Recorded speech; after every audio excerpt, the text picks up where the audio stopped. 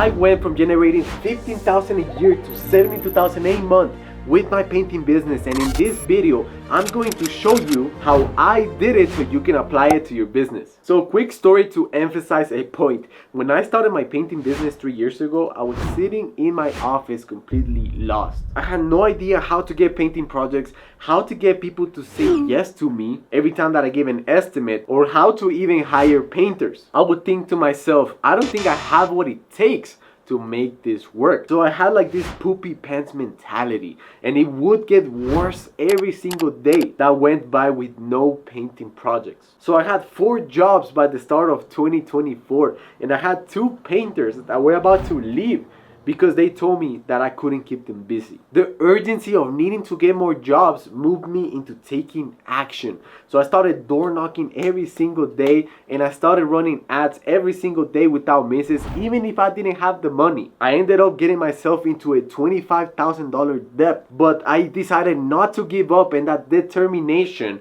helped me pay off my debt to $25,000 and reach $72,000 a month with my painting business. I realized that most of us know what to do, but we don't do it. It's only when your shit starts getting real that you start saying, all right, man, I have to take action. So instead of having to wait for that moment, always focus on taking action, because you can achieve whatever you want in the world if you deserve it. And I'm gonna say that one more time.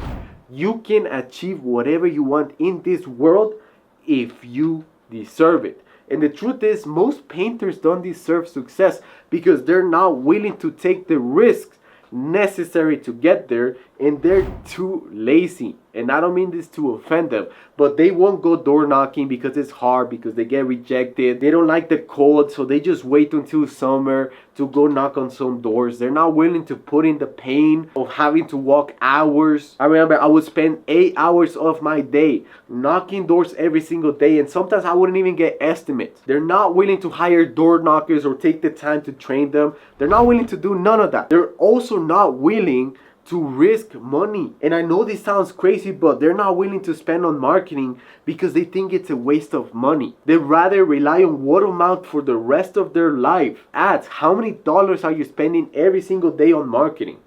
If you're spending less than $100, then it means that you need to up your marketing because you're not getting enough from it. You need to start tracking daily how many reach outs you are doing, because if you're not, nobody will know about you. And that's just the reality. Most painters are not getting jobs because not everybody knows you. There's so many competitors. You need to stand out, and the way that you're gonna be standing out is by getting in front of homeowners. And that's just the truth. And most painters rely on word of mouth, and that's what keeps them at a mediocre level. If you think about it for a second, they are relying on previous customers to talk about them and expand their business. But guess what? Your previous customers, even though they like the project, they're too busy with their day-to-day life that they'll probably recommend your company in 6 months, or when someone generally asks who painted your home. But let me tell you something. Most people are so self-centered that they don't care about nobody else but themselves. So the chances that that happens, it's really rare. This doesn't mean that word of mouth is a bad thing. It's awesome. Referrals are actually the best customers because they already have trust on you that you can do a good job. They know you, and someone else recommended you, which builds more authority to your name. But if you're ambitious and you want to do more than just 4 projects a month, then you need a predictable system that constantly tells you how much you need to invest to get a customer, because relying on word of mouth is simply not going to happen. And most painters have this limited belief that investing in marketing or spending too much to get a customer is not worth it. I want to just do simple math to show you it is. So an average project, it's around 8,000 right now in the market. It really depends on where you are, but let's just say 8,000 for an exterior, interior, doesn't matter. Let's say that you aim for 50% profit margins, and you should. If you're not aiming for 50% profit margins, then maybe you need to up your prices, because you need to make those profits if you want to stay in business. And that's just reality. So if you're making less than 50% profit margins, it means 2 things. Your price is too low, or you suck at sales because you cannot charge expensive prices. So just highly suggest you should look into those things in your business. So that would be 4,000, right? If you aim for 50% and you do a good job at selling that, 4,000, 50% profits minus, let's say it costs you $600, right? For most painters, that they're gonna think this is too expensive to get a customer. Let's say it costs you $600 to get a customer, right? At the end of the day, you're going to get to keep $3,400 to yourself after you have paid to get a customer. So now, $3,400 that you wouldn't have had if you didn't spend $600 to get marketing. And this is just, I'm talking about money that you get to keep yourself. Of course, you have to pay taxes, payroll, and things like that, but that's not the point that I'm trying to point here. If you're actually ambitious, you have this data. It cost me $600 to get a customer. I usually charge $8,000 per project, and I get 50% profit margin, so I get to keep $4,000. I just discount $600, I get to keep $3,400. So now, how do I get more? Well, you just keep repeating the same cycle. You can keep expending $600 to get another $8,000, keep $4,000, subtract it, $3,400, and you can do it as much times as you want. So let's say you wanted to go crazy and be like, you know what? Let me do 20 projects this month. All you have to do is time this by 20. So I'm just gonna do a quick demonstration. And by the way, if you wanna know how to do simple math, I'll show you as well. This is gonna be like a math class. So we only gonna multiply everything by 2. I know we said 20 jobs, but I just wanna show you how you can do simple math. So 8 times 2 is 16. And now we're just simply gonna add the 0 of the 20, right? So you just add a 0 and we're just gonna add a 0 here. So that's 160K. So you get to keep 50% of that. That's gonna be 4 times 2, 8, plus the 0. That's gonna be 80,000. Minus, right? 6 times 2, that's 12. We add the 3 zeros, which is gonna be 1, 2, 3, that's 12K, right? So 12K is going to equal, so 34 times 2, that's going to be 68. So let's do 68. We add the zeros, 1, 2, 3, that's 68K. So we'll see if the math is true. So 80,000 minus 12,000, it's 68,000. So you see the math is pretty simple. Don't complicate the math. Just times it times 2 for everything, and then just add the zeros, and eventually it's gonna give you the right answer, right? So in order to get 20 jobs this month, you spend a total of $12,000 in marketing that month, in a single month, all right? You managed to get 160,000 in projects, and thanks to that, you got $80,000 profit. Of course, sometimes you get more, sometimes you get less, because I know that in the painting industry, it's not the same. Some projects are different, right? I totally understand that. But there's also projects where you charge more. But let's say in average, you get 80,000. So you manage to keep 68,000 profits to yourself. Of course, you pay taxes and payroll and all that stuff. But the whole point is that you have a predictable system to just keep doing more. If you feel like you can do more than 20 projects a month, and you have the crews in order to do it, you have the painters, then why not do it? And that's the whole point that I'm trying to emphasize here. Investing in marketing, same thing with door knocking. I want to highlight the same thing. This is not just for a simple marketing technique, it's also for door knocking. Everything that you do, you need to evaluate how much does it cost to get a customer, how much profits do I make, and then just subtract from that and then do more of it if it's profitable. Now, the second thing I want to emphasize is that you need to value learning, so this is your brain, over money. So I want to be straight honest with you. When you start to throw ads or go door knocking, you're going to suck. And that's just the reality. So it is important to keep a mentality of learning and not earning. That way, when you start door knocking on every single door in your neighborhoods, right, for the whole day, and nobody was interested in getting estimates, you're not going to think, fuck, what a waste of my day. No, you're going to think, all right, I learned a lot today, and there's a lot of things I need to learn. I need to do a couple tweaks. Maybe my script wasn't as good. Maybe my posture. You know what? The creatives that I was doing were not the best. Maybe I was not targeting the right people. Maybe my copy sucked. But you admit it and you're improving it. And I say this because that's what I went through. It wasn't all fun and yay, I got estimates once I started throwing ads and door knocking. No, it was just like hard work, rejection, fuck off. Homeowners were literally like opening up. They were like, what do you want? Fuck off, man. Close the door. So I'll be honest, you need to switch your mindset to stay on track and discipline. And if you don't do that, if you keep having the same mentality of, oh, it's because this doesn't work for me, that's impossible, it's because door knocking is old school, nobody wants you to knock on the door anymore, oh, it's because Facebook ads, they don't work for me, man. I'm just gonna tell you straight up, you're going to fail and you're gonna be stuck in the same position. And I have a personal question to ask you. Apart from this video, put the video aside. I genuinely want to know, are you willing to settle for that? Because if you are, man, just leave this video and go watch Winnie Pooh or something, because you're not an ambitious guy. But if you're willing to do whatever it takes, then you're going to burn some money on ads. You're going to go in the cold, door knocking, when you would prefer to be in the sofa, laying down, chilling, watching Netflix.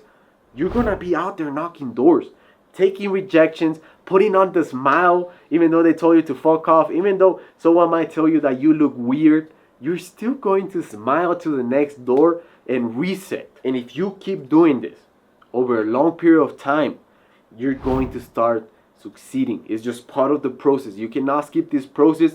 You cannot delegate the process if you don't know how to do it. So I want to emphasize, if you try to hire a door knocker but you don't even know how to door knock, then first of all, you're not going to be able to train him. Second of all, you're not going to even know if he's doing the right job. So there's no coaching that you can do it. So always know what you're doing before you start delegating. And number 3, which is going to be the one that I was just talking about, you need to focus on delegating. And I know you probably might be thinking, Carlos, didn't you just say not to delegate? I'll explain to you in a second. So we all have the same 24 hours in a day. If someone else seems to be accomplishing more than you, then they are sacrificing more than you are. I heard this quote, I forgot who said it, but this gave me a reflection that in life, we sometimes think we're working harder than we actually are. And the truth is that your results is the ultimate proof. So if you're not seeing the results you are looking for, it simply means that you're not doing enough. And most of the time you might be thinking, Carlos, I'm working every single day, putting 12-hour days. Then that means you're focused on the wrong stuff. And most painters fear hiring people because they are scared of losing money or all the work required in order to train someone. And it sucks, don't get me wrong. Nobody likes to waste time hiring people, training them just so they might leave. But if you truly want to succeed, you have to stay on that uncomfortable zone. And that requires you to check on your team members, use your time to train them, fire people and hire more people. It's a lot of work, but the leverage you get once you start succeeding in hiring others is exponential. So now you might be thinking, what should I delegate, Carlos, if you told me previously not to delegate? You should delegate the things that you know how to do and that are necessary, but they don't really drive the business forward. So what do I mean by this? If you're doing the emails, sending the proposal to the homeowners, answering the phone and booking the appointments, giving color consultations yourself, picking up the paint, going to Home Depot in order to get some material, if you're doing all that, there's so many more. I remember I would spend so much time building websites, changing your website. If you're doing all this yourself, let me tell you that you're focused on the wrong thing. They're necessary, don't get me wrong, but someone else can do it. And they don't have to do it 100% perfect as you. As long as they're doing 80% okay, then you should delegate it for sure. It's something that someone else can replicate. You should be focused on the things that is hard to replicate. For example, door knocking is hard to replicate. You need to learn it first before you delegate that. Selling the estimates is hard to delegate. And I'm talking about real selling, not just showing up, giving a price through email. I'm talking about really coming down, meeting with the homeowner, closing the sale on the spot, booking him. I'm talking about that. That requires skill. That requires sales skills. And it's something that you're not going to find easily. You need to know how to do it and train another person to do it well. Because incredible salesmen, they're not lacking opportunities. They have jobs. So you need to realize this, that salesmen, they're constantly getting battled over. So you most likely, if you're starting out, you're going to have to train a salesman yourself. And in order to do that, you have to know how to sell. So all these things, you have to think what drives revenue, what's hard to delegate. That's something you need to do. But if it's admin work, things like that, websites, picking up paint, Home Depot, it doesn't require a genius to teach someone how to do it. So just pay someone to do it. And if you don't have the money, like you might be putting the excuse of, Carlos, it's just like right now my business is not as profitable. I'll wait until I start making more money. Then let me tell you that you're not gonna be profitable if you don't start to delegate. It's just a reality, because you're never gonna have the time to focus on the thing that brings money in. So you just have to sacrifice some income in order to get your time back. It's not for you to earn. When you delegate, you don't earn money. When you delegate, you gain your time back to get more money. And that's the mistake. You're not gonna hire someone and start getting more income. You're gonna hire someone and lose income.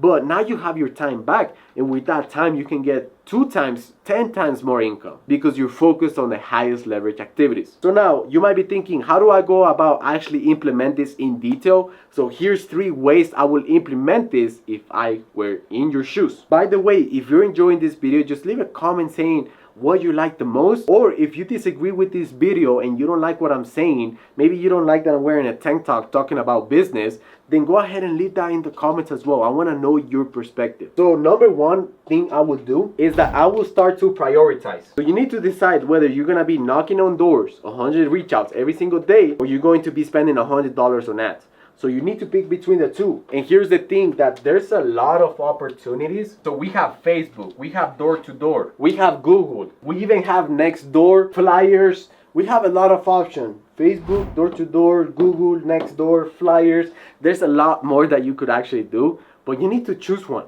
Because if your focus is too narrow, you're never gonna get any of them done. So you need to decide, okay, which one am I gonna put $100? So the only one that doesn't cost you that much money apart from the gas is gonna be door knocking, right? So door knocking is actually free.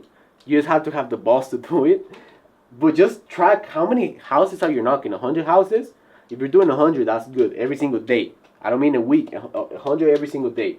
Now the ones that you're gonna be spending money is Facebook, Google, Nextdoor. $100 on ads. You need to pick which one am I gonna invest $100. And then flyers, you can just do 100 flyers a day. So you're gonna pick one of the options, and you're gonna be tracking if you're actually meeting 100 on those specific areas. And like I mentioned before, if you don't see immediate results, that's okay, because it's just part of the process. So just make sure you're staying consistent every single day to doing that 100 reach out. Number 2, you need to remind yourself that it's okay if you mess up. If you knock on 100 houses and no one says yes, you're still learning how to improve. So make sure you take on notes on what worked and what didn't work, and then you can alterate little by little to slowly make this work for you. And if you're thinking that it's gonna take a lot of work, then let me tell you that you're absolutely right. It is going to take a lot of work. I'm not gonna try to sugarcoat it. So make sure to celebrate each small win that you get, because it's kind of like being the only person to clap when a homeowner almost became an estimate, but he said, you know what?